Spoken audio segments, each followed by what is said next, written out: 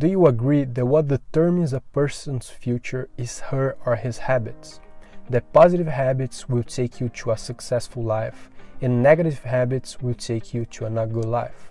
Well, that's what I believe in, and this is the principle of hard work. If you work for it, you get it. If you don't, you won't get it. However, the habit that you do more times during the day probably is not the one that you care most about.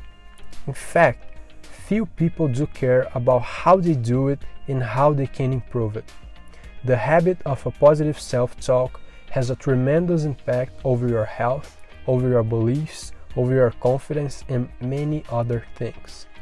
That happens because our mind is the biggest source of information we have in life. But it is not bringing us new and reliable information. It is just reinforcing some that we already have, or making up new ones that are not necessarily true. Did you know that during the day we have in average 36,000 thoughts? That is how much information your brain sends you. That is equal to 25 thoughts per minute, as the National Science Foundation says. Your thoughts are talking to you all the time, and they are influencing the way you see the things around you, your motivation and confidence. Have you ever caught yourself wondering if you could make or not your dream to come true? And what about the negative way of talking to yourself, when you were pessimist about a future outcome that may never happen? All of these things are influencing the way you are living your life and the way you perform. In this video, I will explain what self-talk really is, the different applications it has, and how you can start doing it in the most effective way. First of all, you need to understand what really is. Self-talk is not just what you consciously tell yourself. If you got scared by the number of thoughts we have in a day, that is because you are not aware of how much your brain works, even if you do not realize it. Our subconscious is working all the time, even when we are sleeping. Actually, about 95% of the time, our brain is working without our consciousness, meaning that you only have control and awareness of what is going in your mind and the things you are driving your energy to for 5% of the time. The problem with that is if you have built a negative mindset over the years, that's the pattern your brain is going to follow when it's working unconsciously. But you don't need to worry if you feel like that, because in this video I'm going to teach you not just how you can solve this problem, but how you can turn your self-talk into a strong tool that you can use at any time for different purposes. The first application for self-talk is building confidence. And your confidence is just your mental state.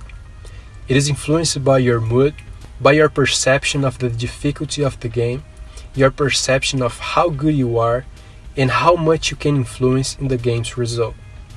You can use your self-talk to change your mood, change your perception of the game, of yourself, and how you can influence the result. Well, it seems like it can change your whole confidence, right? If you have a good preparation and you are in the same level of your competitors and still not feeling confident, self-talk is the thing that is going to help you. By using a good self-talk strategy, you are going to change your subconscious thoughts by teaching your brain the right manner for it to behave when you are not aware of what it's doing. But that takes time, a lot of time actually. And you should not get disappointed if you still catch yourself with negative thoughts after you start the process of changing your self-image. Watch how Cristiano Ronaldo used his self-talk and how his subconscious mind is connected to his life and ambitions. Yeah, it's my subconscious. I'm always speak with the ball. I'm always say, do it the right trajectory, go to the net. Of course, I know if you have positive thoughts, this is help that things going better, and this is why I always do it.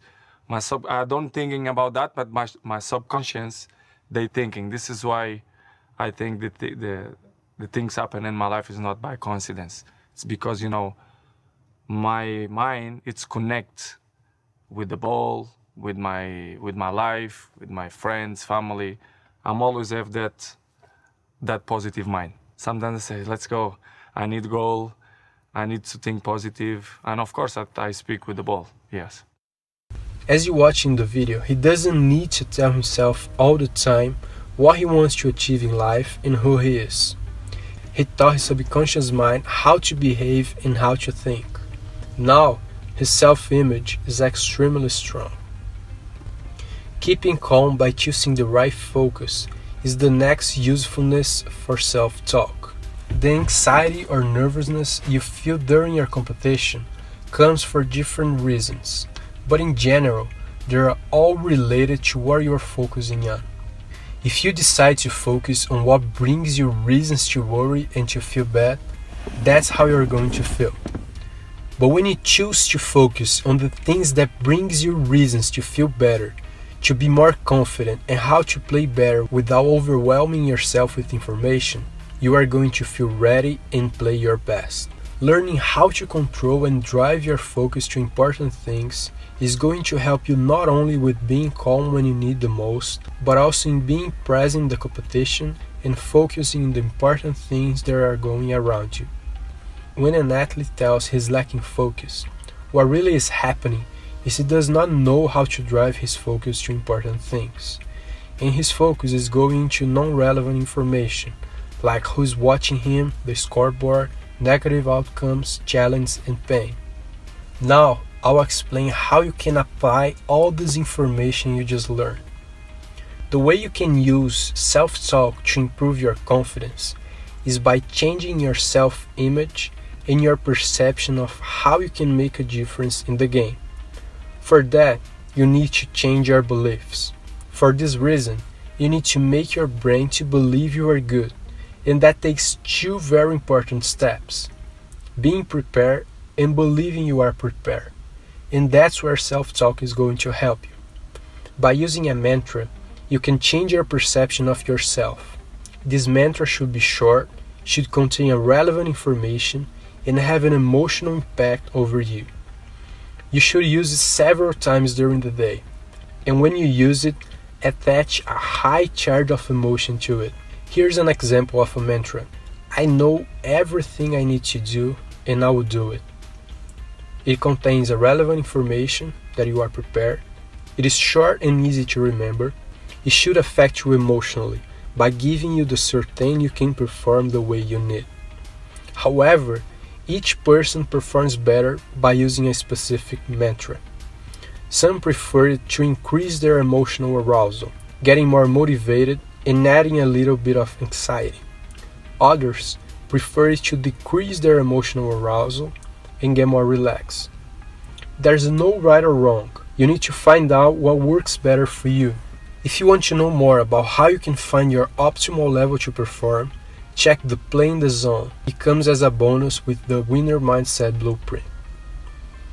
The second application of self-talk I'm going to explain is how to drive your focus to important things. And this way for using self-talk works just like a reminder. Before using it, you need to know what you need to focus on. And again, there's no right or wrong. You need to know what works better for you.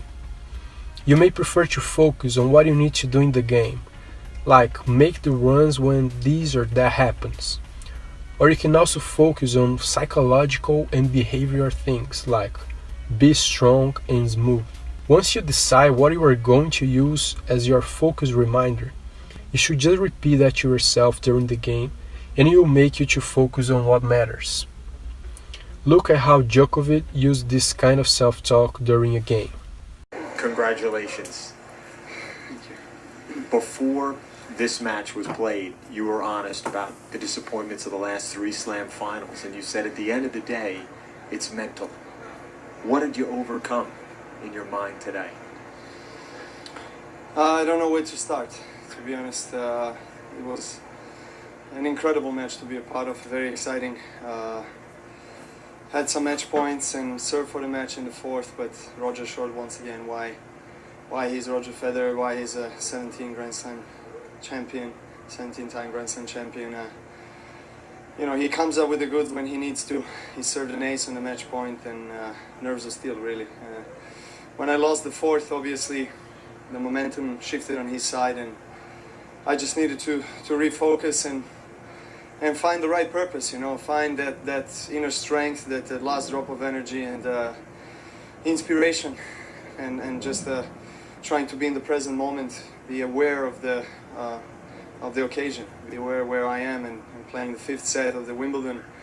You never know what's going to happen next year, so that's something that gave me strength. I went to the bathroom, to the restroom after dropping the fourth set, and I had a chat to myself. I was loud to myself, saying, "You believe in yourself." Just, you know, it's not a cliche. You know, it really works. Even when you don't feel it at times, to say some positive things to yourself, that's exactly when you should do it. And I'm not here to preach about right and wise things, but it just worked for me, and I'm full of joy. I mean, in this moment, it has been a tough ride for me in the last couple of years.